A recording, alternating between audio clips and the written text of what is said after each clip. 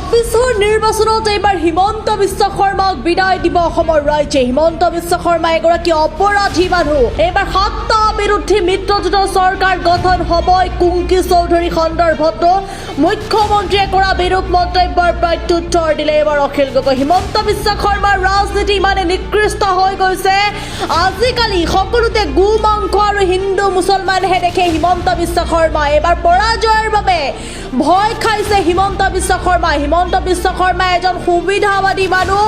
মানাহ সমষ্টিৰ জালাহৰ লক্ষ্মী মন্দিৰৰ প্ৰাংগণত উপস্থিত হৈ মন্তব্য বিধায়ক অখিল গগৈ। তিনি গগৈৰ শাসন হ'লেই হিমন্ত বিশ্ব শৰ্মা জেললৈ যোৱাটো খাটাং। হিমন্ত বিশ্ব শৰ্মা যদি পুনৰ মুখ্যমন্ত্ৰী হয়, কোনোদিন জুবিন গাৰ্গে ন্যায় নাপায়। বিৰোধী পক্ষ জিকিলে 3 মাহৰ ভিতৰতেই নতুন চাৰ্জশ্বিটৰ লগতে জুবিন গাৰ্গৰ আটাইকেইটা অভিযুক্তক যাৱজ্জীৱন কাৰাদণ্ড দিম। বিটিআৰ অন্তৰ্গত মানসত উপস্থিত হৈ ৰাইজৰ দলৰ প্ৰাৰ্থী অঞ্জন তালুকদাৰ নিৰ্বাচনী প্ৰচাৰ চলাই বিস্ফোৰক মন্তব্য অখিল গগৈ।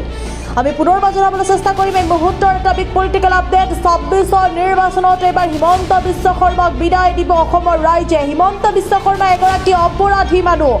এইবাৰ 7টা বিৰোধী মিত্ৰজোঁটৰ চৰকাৰ গঠন হ'বই। কুংকি চৌধুৰী সন্দৰ্ভতো মুখ্যমন্ত্ৰীয়ে কৰা বিৰূপ মন্তব্যৰ প্ৰত্যুত্তৰ অখিল গগৈ। হিমন্ত বিশ্ব শৰ্মাৰ ৰাজনীতি ইমানে নিকৃষ্ট হৈ গৈছে, আজিকালি সকলোতে গো মাংস আৰু হিন্দু মুছলমানহে দেখে মুখ্যমন্ত্ৰী হিমন্ত বিশ্ব শৰ্মাই। এইবাৰ পৰাজয়ৰ বাবে ভয় খাইছে হিমন্ত বিশ্ব শৰ্মাই। হিমন্ত বিশ্ব শৰ্মাৰ এজন সুবিধাবাদী মানুহ। মানাহ সমষ্টিৰ জালাহৰ লক্ষ্মী মন্দিৰৰ প্ৰাংগণত উপস্থিত হৈ মন্তব্য অখিল গগৈ। তিনি গগৈৰ শাসন হ'লে হিমন্ত বিশ্ব শৰ্মা জেললৈ যোৱাটো খাটাং। হিমন্ত বিশ্ব শৰ্মা যদি পুনৰ মুখ্যমন্ত্ৰী হয়, কোনোদিনে জুবিন গাৰ্গে ন্যায় নাপায় বুলিও মন্তব্য অখিল গগৈ। বিৰোধী পক্ষই জিকিলে 3 মাহৰ ভিতৰত নতুন চাৰ্জশ্বিটৰ লগতে জুবিন গাৰ্গৰ 3 অভিযুক্তক যাৱজ্জীৱন কাৰাদণ্ড দিম বুলি মন্তব্য। বিটিআৰ অন্তৰ্গত মানসত উপস্থিত হৈ ৰাইজৰ দলৰ প্ৰাৰ্থী অঞ্জন তালুকদাৰৰ নিৰ্বাচনী প্ৰচাৰ চলাই বিস্ফোৰক মন্তব্য অখিল গগৈ। মুহূৰ্তত মন্তব্য আছে, মই মন্তব্য পোনে শুনাব বিচাৰিছোঁ।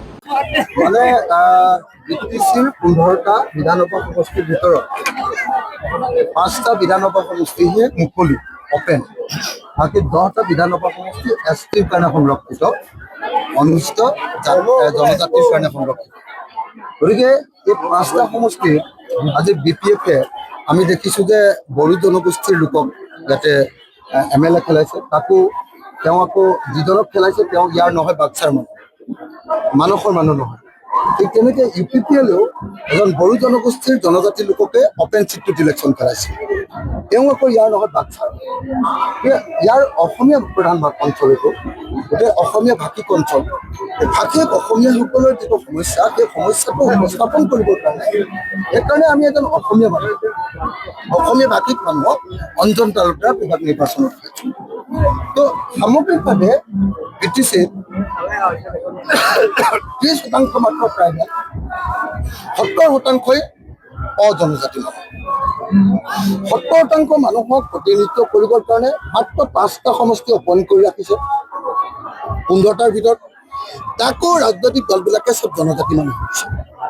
সেইকাৰণে এইবাৰ BTCৰ অজনজাতি মানুহবিলাক, অবড়ো মানুহবিলাকক প্ৰতিনিধিত্ব কৰিবৰ কাৰণে এইবাৰ নিশ্চিতভাৱে অঞ্জন তালুকদাৰক ৰাইজৰ দলৰ চিলিণ্ডাৰ চিনত ভোট দি অঞ্জন তালুকদাৰ নিশ্চিতভাৱে এবাৰ জয় কৰিব বুলি মই ভাবোঁ। বিজেপিৰ সভাপতি জিতিম বুলি কৈছে, বিজেপিৰ সভাপতিয়ে 15টা চিটে জিতিম বুলি কৈছে। মানে বিজেপিয়েতো উফাইদাং মাৰিলে 126টাৰ ভিতৰত 126টাই জিকিম বুলি কয়, কিন্তু উজনি অসমত এইবাৰ বিজেপিয়ে 5টা চিটতহে জিকিব। 46টা চিটৰ ভিতৰত 46টা চিটৰ ভিতৰত বিজেপিয়ে ডাইৰেক্টলি জিকিব 5টাত, আৰু খুব বেছি সেইটো গৈ 13টালৈকে বৃদ্ধি পাব পাৰে। আমি কিন্তু 33টা সমষ্টি মিনিমাম জিকিম বিৰোধী দলবিলাকে উজনি অসম। নামনি অসমৰ আকৌ সংখ্যালঘু প্ৰধান এলেকাবিলাক আছে। গতিকে এইবাৰ আপোনালোকে নিশ্চিন্ত হৈ থাকক যে 2026 চনত এইবাৰ অসমৰ ৰাইজে হিমন্ত বিশ্ব শৰ্মাক নহয়, গৌৰৱ গগৈক মুখ্যমন্ত্ৰী কৰিব। কংগ্ৰেছ, ৰাইজৰ দল, CPI, CPM, CPI-ML, APHLC আৰু অসম জাতীয় পৰিষদ, এই 7টা দলৰ চৰকাৰ কৰাব আৰু হিমন্ত বিশ্ব শৰ্মাক এবাৰ শাসনৰ পৰা উফৰাই। BPF-ৰ কিছুমান নেতাই কৈছে যে ৰাইজৰ দলত ৰাইজ নাই, কি ক'ব? ৰাইজৰ দলত ৰাইজ আছে নে নাই আজি মিটিংখন চাই যাবলৈ তেওঁলোকক আপুনি এবাৰ অনুৰোধ কৰি দিব। আৰু যিবিলাকে এনেকে ৰাইজৰ দলত ৰাইজ যায় বুলি কৈছে যি BPF নেতাই, তেওঁলোকে গম পাব যে এইবাৰ নিৰ্বাচনৰ শেষত যেতিয়া অঞ্জন তালুকদাৰ জিকিব, তেতিয়া তেওঁলোকে গম পাব যে এইবাৰ অখিল গগৈৰ লগত অঞ্জন তালুকদাৰ নামৰ BTC এলেকাৰ এজন অনামবড়ো নাগৰিক তালে MLA হৈ জিকি যাব আৰু অখিল গগৈৰ লগত একেলগতে 70% অনাবড়ো মানুহৰ কাৰণে মাত পাতিব।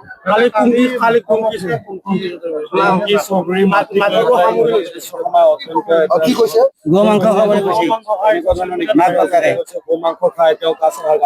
মানে আমাৰ হিমন্ত বিশ্ব শৰ্মাৰ আচলতে মাথাটো ঘোলা হৈ গৈছে।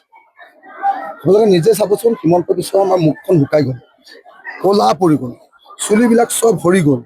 সেইদিনাটো মোক গালি পাৰোঁতে মই দেখিছোঁ যে তেওঁ আগৰ চুলি এডালো নাই, এতিয়া লগাই লোৱা চুলি কেইডালমান আছে আৰু মোক লৈ ইমান টেনশ্যন খাইছে যে তেওঁ লগাই লোৱা চুলিকেইডালো থিয় হৈ গৈছে। তো এতিয়া তেওঁ সকলো ফালে এতিয়া য'তে ত'তে অকল মুছলমান দেখে, গো মাংস দেখে, হিন্দু মুছলমান দেখে। তেওঁ মানে এনেকুৱা টেনশ্যন হৈছে, তেওঁ জানে যে 2026 চনত অসমৰ ৰাইজে এইবাৰ তেওঁক মুখ্যমন্ত্ৰীৰ গাদীৰ পৰা খেদিব খুজিছে। আৰু হিমন্ত বিশ্ব শৰ্মা এনেকুৱা এজন অপৰাধী মানুহ, যিজন মানুহে যদি কেনেবাকৈ ক্ষমতাৰ পৰা নাইকিয়া হৈ যায়, তেতিয়াহ'লে তেওঁ যিকোনো সময়তে জেল খাব। আপোনালোকে সকলোৱে জানে যে তেওঁ আছুৰ দিনত আছু আছিলে, আলফাৰ দিনত আলফা আছিলে, অসম গণ পৰিষদ যেতিয়া গঠন হৈছিলে তেতিয়া অসম গণ পৰিষদ আছিলে। তাৰপিছত যেতিয়া তেওঁৰ ওপৰত কেছ লাগি গ'ল, মানৱেন্দ্ৰ হত্যাৰ গোচৰ আৰু কি কয় আপোনাৰ এক্সটৰ্চনৰ গোচৰ, পইচা তোলাৰ গোচৰ লাগি গ'ল আলফাৰ, তেতিয়া তেওঁ কংগ্ৰেছলৈ জাপ মাৰি দিলে। হিতেশ্বৰ শইকীয়া ডাঙৰীয়াই তেওঁক বচালে। তাৰপাছত তেওঁ হিতেশ্বৰ শইকীয়াৰ মূৰৰ ওপৰত উঠি হিতেশ্বৰ শইকীয়াক তেওঁ চুৰি মাৰি দিলে। তাৰপিছত তেওঁ তৰুণ গগৈ পিঠিত উঠিলে, তৰুণ গগৈ পিঠিটো চুৰি সুতালে। তাৰপিছত তেওঁ আকৌ বিজেপিৰ যেতিয়া হাৱা আহিলে, বিজেপিলৈ জাপ মাৰি দিলে। গতিকে হিমন্ত বিশ্ব শৰ্মা এজন সুবিধাবাদী মানুহ। এই সুবিধাবাদী হিমন্ত বিশ্ব শৰ্মাই এইবাৰ মই আপোনালোকক সেইকাৰণে কৈছোঁ যে তেওঁ যেতিয়া দেখিলে যে এইবাৰ তেওঁ আৰু কোনো নিস্তাৰ নাই, অসমৰ মানুহে হিমন্ত বিশ্ব শৰ্মাক আকৌ মুখ্যমন্ত্ৰী নাপাতে, বিজেপিত নিজিকায়, সেইকাৰণে তেওঁ এক্সট্ৰিম লেভেলৰ সাম্প্ৰদায়িক কথা ক'বলৈ আৰম্ভ কৰিছে। গুৱাহাটী মহানগৰত এগৰাকী শিক্ষিতা মহিলা, আকৌ গুৱাহাটী মহানগৰৰ ভিতৰতে আটাইতকৈ অভিজাত পৰিয়ালবিলাকৰ ভিতৰত এটা দুদুল চৌধুৰী ঘৰ, তেওঁৰ পত্নী আৰু হেৰিয়াৰ মাক, কি নাম কয়,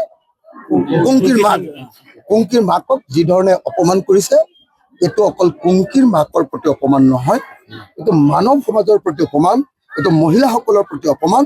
আৰু অসমৰ মুখ্যমন্ত্ৰীক মই এনেকুৱা অভদ্ৰ আচৰণ কৰাৰ কাৰণে, অশিষ্ট আচৰণ কৰাৰ কাৰণে, বৰ্বৰ আচৰণ কৰাৰ কাৰণে তেখেতক মই ক্ষমা বিচাৰিবৰ কাৰণে দাবী উত্থাপন কৰিছোঁ। তিনি গগৈৰ যথেষ্ট চৰ্চিত অসম নিৰ্বাচনত প্ৰশ্নটো এড কৰি দিছোঁ মই। তিনি গগৈ, অখিল গগৈ, নৰীন গগৈ আৰু গৌৰৱ গগৈৰ লগত হিমন্ত বিশ্ব শৰ্মাই ৰেজাই আছে চক্ৰধৰ গগৈ, হিৰণ গগৈ আৰু তৰংগ গগৈ। গতিকে তিনি গগৈ ভাৰ্চেছ তিনি গগৈৰ মাজত পাৰ্থক্য কেনেকুৱা দেখা? মই আপোনালোকক এটাই কথা কওঁ যে এইবাৰ তিনি গগৈয়ে অসমত চৰকাৰ গঠন কৰে। অসমৰ মানুহৰ কাৰণে তিনি গগৈ তিনিটা বস্তুৰ প্ৰতীক। লুৰিণজ্যোতি গগৈ হ'ল আঞ্চলিকতাবাদৰ প্ৰতীক, মই হ'লোঁ প্ৰগতিশীল জাতীয়তাবাদৰ, প্ৰগতিশীল আঞ্চলিকতাবাদৰ প্ৰতীক, আৰু আপোনাৰ গৌৰৱ গগৈ হ'ল ৰাষ্ট্ৰীয়তাবাদৰ প্ৰতীক। ৰাষ্ট্ৰীয়তাবাদ, গণতান্ত্ৰিক ৰাষ্ট্ৰীয়তাবাদ, আঞ্চলিকতাবাদ আৰু প্ৰগতিশীল আঞ্চলিকতাবাদ, এই তিনিটা শক্তি লগ হৈ, লগত আছে আকৌ বামপন্থী শক্তি, এই চাৰিটা শক্তি লগ হৈ এইবাৰ আমি যি জোঁট গঠন কৰিছোঁ, সমগ্ৰ অসমৰ মানুহে আমাক সমৰ্থন দিছে। গতিকে এতিয়া তিনি গগৈৰ এজন গগৈ, গৌৰৱ গগৈ মুখ্যমন্ত্ৰী হোৱাটো অৱধাৰিত হৈ পৰিছে। উজনি অসমখন মোটামুটি বিজেপি মুক্ত হৈ গৈছে। বিজেপিয়ে কান্দিবলগীয়া পৰিস্থিতিৰ সৃষ্টি হৈছে উজনি অসম। গতিকে এইবাৰ খাটাং যে এইবাৰ আপোনাৰ হিমন্ত বিশ্ব শৰ্মা হাৰিব আৰু গৌৰৱ গগৈ জিকিব। গতিকে একদম খাটাং কৈ দিছোঁ যে তিনি গগৈৰ প্ৰতি তেওঁলোকৰ ভয় হৈছে, তিনি গগৈৰ প্ৰতি তেওঁলোকৰ শংকা হৈছে, তিনি গগৈয়ে হিমন্ত বিশ্ব শৰ্মাৰ ৰাজপাত খাব বুলি ভয় খাইছে। আৰু সকলোৱে জানে যে তিনি গগৈ শাসন হ'লে হিমন্ত বিশ্ব শৰ্মা জেললৈ যোৱাটো খাটাং। আৰু বিজেপিৰ যে তিনি গগৈ নামটো আপোনালোকে কোনোবাই শুনিছে নেকি কওক? তেওঁলোকৰ মাল মটং নাই। উজনি অসমত তেওঁলোকৰ কোনো মাল মটঙেই নাই। গোটেই উজনি অসমৰ গোটেইকেইজন লিডাৰ, গৌৰৱ গগৈ, অখিল গগৈ, লুৰিণজ্যোতি গগৈ, গোটেই উজনি অসমৰ লিডাৰ, আকৌ আমাৰ দেৱব্ৰত শইকীয়া, যিমানবিলাক উজনি অসমৰ লিডাৰ আছে চব আমাৰ বিৰোধী দল। উজনি অসমত আছে তেওঁলোকৰ যিকেইজন তেওঁলোকক মাইক্ৰস্কোপে চালেও দেখি নাপায়। বীজাণুহে মাইক্ৰস্কোপে চাব লাগে হয় নে নহয়, নেদেখে যে চকুৰে। তেওঁলোকৰ লিডাৰ কেইজনক তেওঁলোকৰ গগৈ কেইজনক মাইক্ৰস্কোপে চালেও দেখা নাপায়। গতিকে দূৰবীণে চালেও যদি দেখা নাপায়, মাইক্ৰস্কোপে চালেও যদি দেখা নাপায়, তেতিয়াহ'লে সেই গগৈক আৰু কোনে ভোট দিব? গতিকে তিনি গগৈক ভোট দিয়াটো খাটাং। গতিকে লুৰিণজ্যোতি গগৈ মোক কম। যদি হিমন্ত বিশ্ব শৰ্মা মুখ্যমন্ত্ৰী হয়, জুবিন দাই আৰু কোনোদিন ন্যায় নাপায়। জুবিন দাই ন্যায় পাবলৈ হ'লে আমাক বিৰোধী পক্ষক জিকাব লাগিব। বিৰোধী পক্ষক জিকালে মই 3 মাহৰ ভিতৰত জুবিন দাৰ মৃত্যুৰ নতুন চাৰ্জশ্বিট দিম। আৰু এই চাৰ্জশ্বিটত প্ৰকৃত হত্যাকাৰীসকলক যাতে যাৱজ্জীৱন কাৰাদণ্ড বা মৃত্যুদণ্ড দিব পাৰি তাৰ কাৰণে ব্যৱস্থা গ্ৰহণ কৰিম। কিন্তু এতিয়া যিখন চাৰ্জশ্বিট দিছে, এই চাৰ্জশ্বিট অনুসৰি লগে লগে ট্ৰায়েল হৈ যোৱাৰ লগে লগে এই মানুহকেইজন ট্ৰায়েলতে খতম হৈ যাব আৰু এই মানুহকেইজনে খালাচ পাব। গতিকে মই ভাবোঁ যে যিসকল মানুহে জুবিন গাৰ্গক ভাল পায়, যিসকলে জুবিন গাৰ্গৰ মৃত্যুক লৈ হতাশ হৈ আছে, যিসকলে জুবিন গাৰ্গৰ মৃত্যুক লৈ খং উঠি আছে, আৰু যিসকলে বিচাৰে যে জুবিন গাৰ্গৰ মৃত্যু বা হত্যাকাণ্ডৰ ন্যায় পাব লাগে, তেতিয়াহ'লে বিৰোধী দলৰ আমাৰ ৰাইজৰ দল কংগ্ৰেছ বা জাতীয় পৰিষদ। অখিল গগৈ ডাঙৰীয়া, এইবাৰ বৰাকৰ মানে আপোনাক বিচাৰিছিল, কিন্তু সময় কম কাৰণে আপোনাক চাগে পোৱা নাই। আৰু ইতিমধ্যে কৰিমুদ্দিন বৰভূঞা নামৰ সেই বিতৰ্কিত বিধায়কজনে, কৰিমুদ্দিন বৰভূঞা হ'ল এটা দালাল। কৰিমুদ্দিন বৰভূঞা নামৰ দালালটোৱে এইবাৰ AIDF-ৰ পৰা গৈ অসম গণ পৰিষদত উঠিছেগৈ। আৰু মই ভাবোঁ যে এইবাৰ নিশ্চিতভাৱে সেই সমষ্টিত কৰিমুদ্দিন বৰভূঞা হাৰিব। গতিকে কৰিমুদ্দিন বৰভূঞা নামৰ দালালটোৰ লগত একেলগতে বিধানসভাত বহিবলৈকে লাজ লাগে। পৃথিৱীৰ আটাইতকৈ ডাঙৰ দালালবিলাকৰ ভিতৰত দালাল। এতিয়া কৰিমুদ্দিন বৰভূঞাই ক'ত AGP-লৈ গৈছে, ক'ত BJP-লৈ গৈছে, ক'ত কাৰ চেলেকিছে, সেইবিলাকক লৈ মোৰ কোনো কথা ক'বলগীয়া নাই। অসমৰ মানুহক মই এটাই ক'ম যে কৰিমুদ্দিনৰ নিচিনা যিবিলাক দালাল বিধায়ক আছে, এইবিলাক তেওঁলোকক এবাৰ পৰাজিত কৰক। 70+ চিট লৈ 70ৰ পৰা 80 ভিতৰত 70+ চিট লৈ আমি বিৰোধী মিত্ৰজোঁটে এইবাৰ আমি চৰকাৰ গঠন কৰিম।